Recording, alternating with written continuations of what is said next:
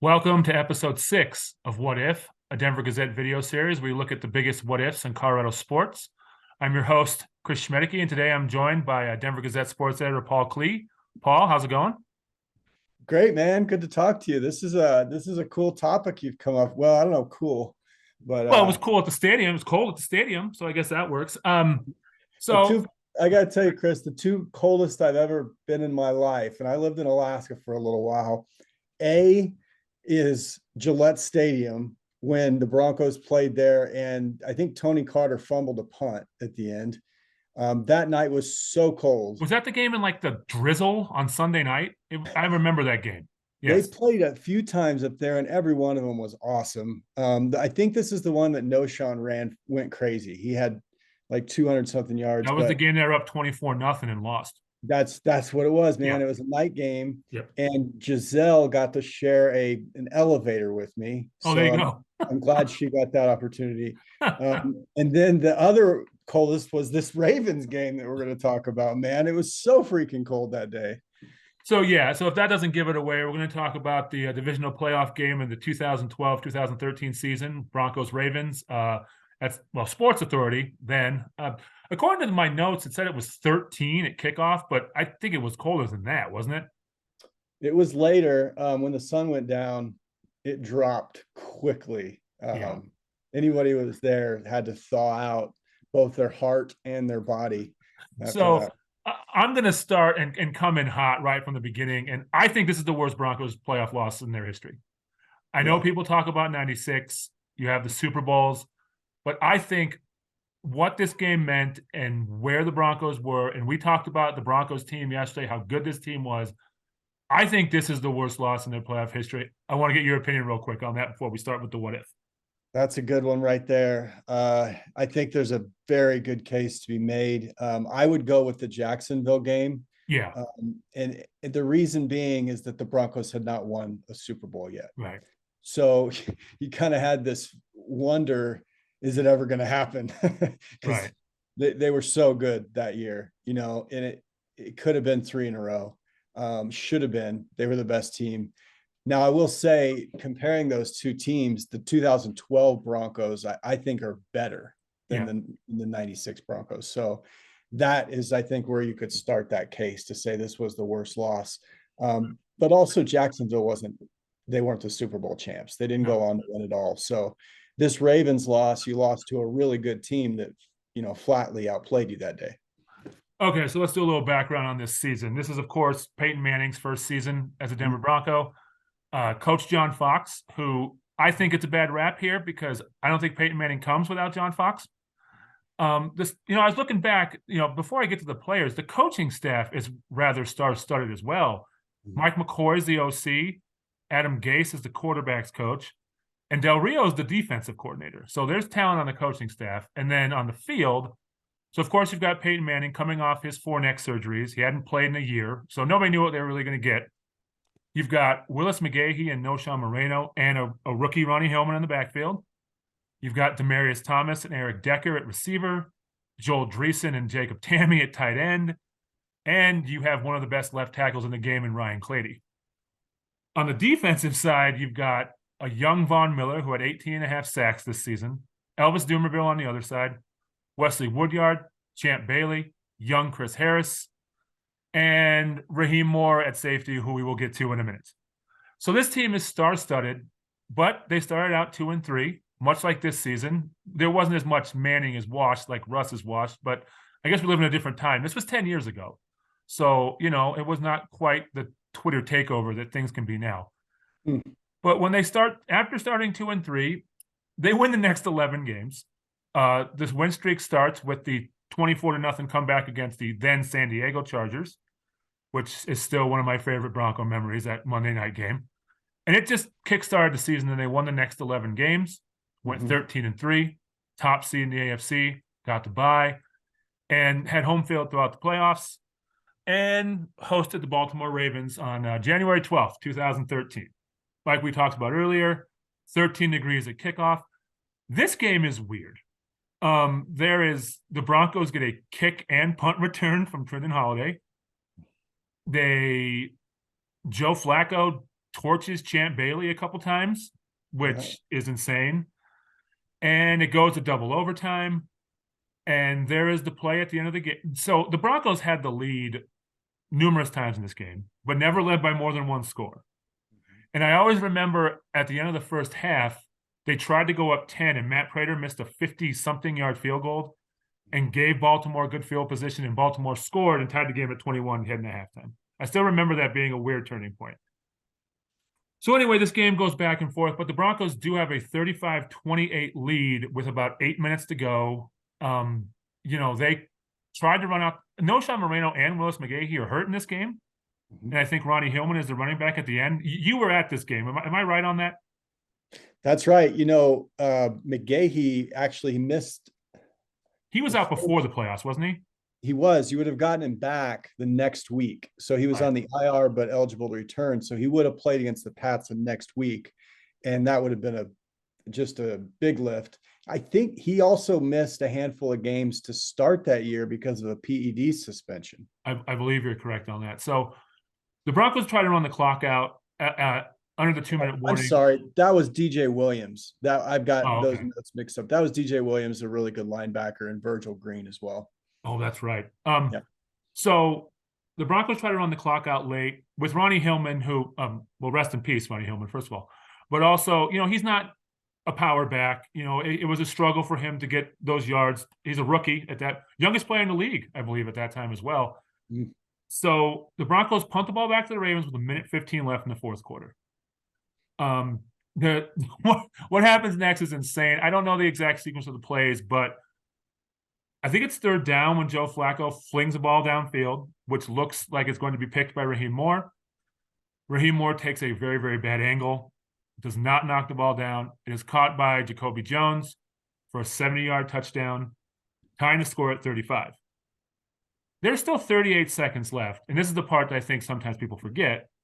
The Broncos had 2 timeouts in 38 seconds, and John Fox elected to take a knee. And they didn't go for the win with 38 seconds and 2 timeouts. So it goes to overtime, scoreless through overtime, the first overtime, except I think Peyton Manning throws the pick right at the end of the first overtime. Mm-hmm. His second pick of the day. The other one was a pick 6 early in the game. And Baltimore drives for the winning field goal by Justin Tucker. They win 38-35. Baltimore goes on to win the Super Bowl. They go to New England next week, beat Tom Brady and the Patriots, and then beat the Jim Harbaugh, Colin Kaepernick 49ers in the Super Bowl. They also had the power outage, if I remember correctly. Yep. And, the Broncos the next year have the best offense in the history of the game, but get blown out in the Super Bowl. 2014 is the weird year where the coaches have their foot out the door and they lose in the divisional round of the Colts, finally winning the Super Bowl in 2015. So I asked Paul, what if Raheem Moore knocks that ball down and the Broncos beat the Ravens on that cold day in January? Well, you win. You have 2 Super Bowl titles with Peyton. That's what happens. I don't think you beat the Hawks the next year, no matter what. That defense was something else. But I have no doubt in my mind you go to New England and beat the Pats. Well, they would have came here. They would have come here. So you'd have 3 home AFC championship games with Peyton. And you're going to beat the Pats in that game. They're the 2 seed, but Baltimore exposed them a bit the next week. They beat them by 2 touchdowns. And then you're dealing with a really good 49ers team in the Super Bowl. Each time the Broncos would lose a playoff game, John Elway would flip things. He would make a bunch of changes. I mean, it could be player personnel, it could be coaching. I remember after the 2014 Colts game, I've never seen a vein in a man's neck that was just he was so mad after that Colts game coming out of the locker room when we were going into the locker room. This one was not like that. This one was just pure shock. Yep. The locker room was as quiet as you could imagine. That was not something that anyone envisioned as a possibility. And a couple of reasons for that, because you close the season with 4 games where you beat 4 teams by at least 2 touchdowns. You just won 11 straight. Your DVOA numbers, I just looked this up, was one of the best of the previous 20 years. You had a top 5 offense, a top 5 defense. That simply doesn't happen very often. So it never kind of crossed your mind that that was a possibility. And so the shock was real. It was like they could not believe what had just happened, and they were frozen, like Yeah. physically frozen because it was so cold. You had a great draft that year: Malik Jackson, Derek Wolfe, Danny Trevathan, Brock. Ronnie was in that Yep. year. Yep. You brought in Mike Adams, one of my favorite guys. It's been in this Broncos locker room the last 12 That years. was the other safety next to Raheem. That's right. Oh, just a tremendous human being. Joel Dreesen, Jacob Tammy came in. It was the first year for Del Rio, and they got it clicking after 4 or 5 games. Peyton, you didn't know about, but he played in the preseason. He actually played against Russ in the preseason. That's right, he did. Think about that. Contrast was that the game where Carroll fell in love with Russ, right? And decided to go with him over Flynn? I think so. He balled out at Mile High. Yeah. But you didn't know. But contrast that real quick with the Nathaniel Hackett training camp. You got a guy with 4 neck surgeries and he's playing the preseason. Yeah. You don't play your healthy guys. But anyway, this Broncos team, I thought, besides the 98 team that won the second one, was 1 and 1A of the best Broncos teams that have been here. I thought you could make an argument for both. I thought this one truly was that good because that 98 team, you had the rushing offense with TD and you had all that, the opportunistic defense, but this was a powerful defense. This was a defense that could beat you by itself, combined with DT and Stokely and all those guys that they had on the offensive side. So that locker room, man, I have never seen anything like it. I don't expect I'll ever see anything like it again. It was just stunned afterward. I do think, I wonder how much they would have struggled with the Niners in the Super Bowl, because the Niners and Seahawks were very similar in those years. And, that was a defense in San Francisco with Patrick Willis and Navarro Bowman's on that team. And I mean, the whole Kaepernick thing was a revelation at that time because he was running and no one was used to it and everything like that.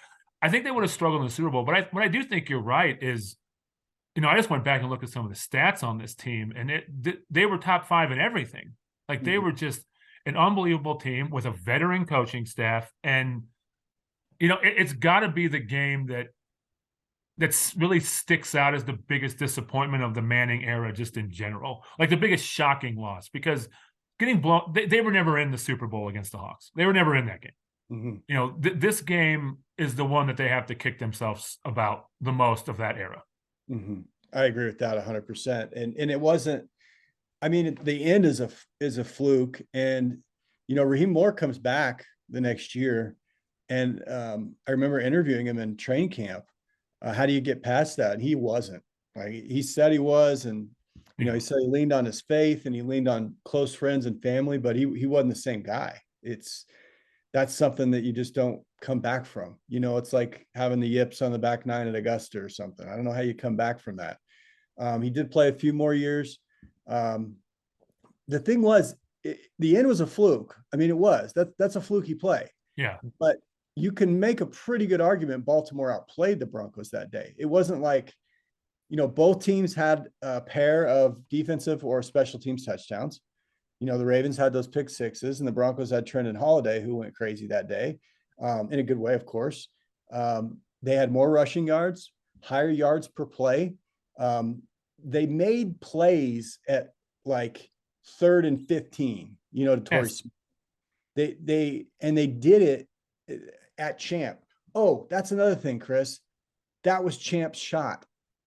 Yes. That was his shot. Yes. And there was a this one's for John. There was a big feeling with that team that this is Champ's.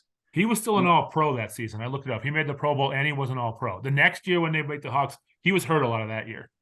Right, exactly. And Vaughn missed the Super Bowl in the postseason. But that was like Champ's. There was a feeling, they wanted to see Peyton because it's Peyton. They wanted to see him come back after everything that he had gone through. But it was Champ had been here a long time and had not won a Super Bowl. And that was his chance to do that, because for a while there, you wondered if they had the best defense in the league too. So that was another. That pass rush was, young Von Miller, Elvis Dumerville was great. Yep. So Derek Wolfe was a rookie. really good rookie. It was a feeling of shock. And, they come back the next year, season opener, you get the Ravens here, he throws 7 Yeah, right. touchdowns. I remember looking at the stands, people were holding up iPads, filming it because it was like, this guy's throwing 7 touchdowns. You get the win against the Ravens because they got to come here because there was a conflict with the Orioles on Thursday night, and it was still empty. Still an empty, like it didn't mean, it didn't mean nearly as much. There was a was great nothing. win. It showed that they were going to be contenders again, but it was still they let one get away because there's no doubt that the Broncos were the best team in the NFL. Their full body of work that year. I just think they got outplayed that day. I remember going to the last game of the year as a fan that year when they beat the Chiefs by 35, which is mind blowing in itself now. But that was a game where I think they weren't guaranteed the 1 seed. Somehow it had something to do with Houston, and I think Gary Kubiak's Houston Texans were also competing for the 1 seed, and they lost to Indy. So Indy helped out the Broncos, if I remember right, and then the Broncos just demolished the Chiefs and got the 1 seed. We were talking about bad Bronco playoff losses. Another one that comes to mind, and I was there as a fan, is that AFC title game to Pittsburgh with Plummer. Yep. That one's up there too. That play. I mean, that was weird because the Steelers took over the stadium. The fans took over the stadium. I remember being there. And that was another shot for because that was young Champ Bailey, and that was another shot for him to win a Super Bowl. Yeah, that was the classic picked a bad day to have a bad day because the Steelers didn't have the body of work the Broncos had. I think you go to the Super Bowl, you play the Hawks in Detroit. I think you probably beat the Hawks. Who knows? But that's a good one right there because that team had found its rhythm, I think. This one was like you're going into we're always trying to predict what's going to happen. And you're looking at a Broncos team that had gone to Baltimore a month before and just clean their clock. It was, I think Chris Harris had a pick 6 in that game. Yep. It wasn't close. The stadium was phenomenal because that's a phenomenal place to go to a game. And the Ravens had no chance. So they had changed or had talked about changing their offensive coordinator. And a month later, they go on the road, win in Denver, go on the road, win in Gillette Stadium, and then win the Super Bowl as a wild card. So they did change offensive coordinators, didn't they? I think they did change right before or after that Broncos game in Baltimore. They did. Did they switch to Jim Caldwell? He was part of it. Okay, I was going to say who's up for the Broncos job right now, which is funny. I can't remember. You timeline things in your life by where was I fishing, and what did the Broncos do that year? Right. And I do think it was that season that Caldwell took over as OC. But that, goodness gracious, I still couldn't pinpoint how are the Ravens going to beat these guys. How is that going to happen? Because there's not a weakness. One thing, Chris, think about this. Did John Fox order the kneel down, or did Peyton Manning want to kneel down? That I feel like if it's 42 degrees that day, they don't want to kneel. I mean, they were out there. It was a playoff game, so it was a long game. They were out there. I mean, they were out there for even longer because it went to overtimes. But I just wonder if Peyton did say, "Hey, I'm cold." I mean, we'll never know. But right. I'm cold. I can't throw the ball down the field because their offense that day was not as dynamic as it'd been during the regular season. No, you get 2 touchdowns from special teams. Otherwise, you have 3 touchdowns total. Yeah. So Trenton Holiday was like our guy from the Chiefs, the joystick. What was his name? Oh, Dante Hall. Dante Hall. That's what Trenton Holiday was. He's smaller than me, and he was just flying all over the place. And there was one other thing with the Ravens and I think this helped them. This was the whole Ray Lewis farewell tour season for them, which I'm sure, I mean, he was a shell of himself too by that time, but I think that probably gave them a little oomph for the playoffs. And maybe there's some karma involved with Peyton Manning's last hurrah, as a passenger really on the 2015 team. There was an AFC title game against the Jets, Parcells and those guys in 98, where the Broncos trailed by 10. It was really windy. Yep. and it was 20-10 final, I believe. It was they trailed by double digits. The halftime of the Broncos Ravens game felt like that one, where it was uneasy. It Yeah. was like, this isn't good, because they're better than, you're better than they are, but you haven't put them down yet, and they've got a quarterback who's just flinging the ball everywhere. I mean, he's got nothing to lose. He gets to make, what did he sign for? 120 million a couple days after that season. So he had no fear whatsoever. Speaking of, Broncos great, Joe Flacco. Well, yeah, I was just going to say the halftime thing makes sense because I just looked up the box score, and Torrey Smith scored with 36 seconds left in the second quarter to tie it at 21. So I'm sure people are like, oh, wait, what just happened? Another shock thing, even with halftime. And then, I will still know when Joe Flacco came here to play for the Broncos for that 10 games, whatever it was, it just never felt right. It didn't, especially when his face was on the side of Mile High Oh, for yeah. that game, because it was technically a Ravens home game or whatever they came up with. Who thought that was a good idea? They had his face on 16th Street Mall, man. That's the last face you wanted to see on 16th Street. Oh, yeah, I remember that whole thing. All right, so I'm pretty sure that we agree that, if the Broncos win this game, they probably win the Super Bowl that year. You don't know. You may not get the 2015 Super Bowl then. Who knows? Because talk about two polar opposites of teams. I mean, it's not even, those two teams are completely different. And you know what? It's like there's the Elway debate these days, which 16-year-old me never thought there would be this kind of Elway debate. Right.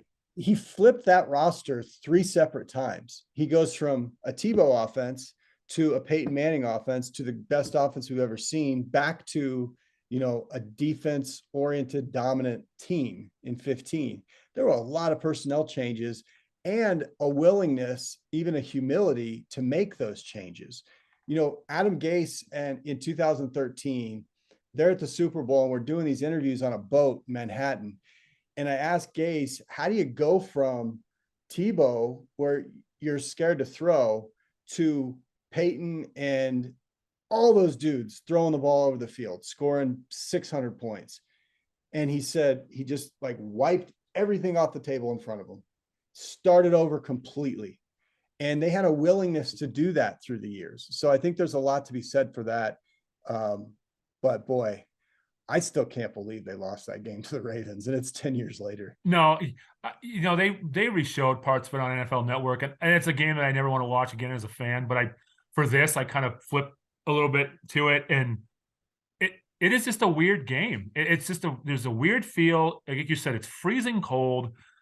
Everyone's uneasy because they're cold, and the game is close the whole way through, and it's a missed opportunity. I'm thank goodness they won in 15, because I think if they would have never won a title in the Manning era, that would have been really disappointing. Yeah, I agree. That's a great point. Now here's a pop quiz for you. Who was the third quarterback after Peyton and Brock? Caleb Henney. You got it. CSU great Caleb Henney. Yeah, that was what they had. They because Brent Van Pelt was Plummer's backup, right? That's right. So wow, those are the golden days. Yeah, so there you go. All right, well, this was fun, Paul. This game isn't fun to talk about if you're a Broncos fan, but I think it's just a really interesting game in Broncos history, and it's fun to talk about it. Make sure you check these out. They go online at denvergazette.com every Monday evening. I'm also going to plug a couple other things real quick. Starting Tuesday, we'll have our MLB Insider from Danielle Allentuck, right? Yep.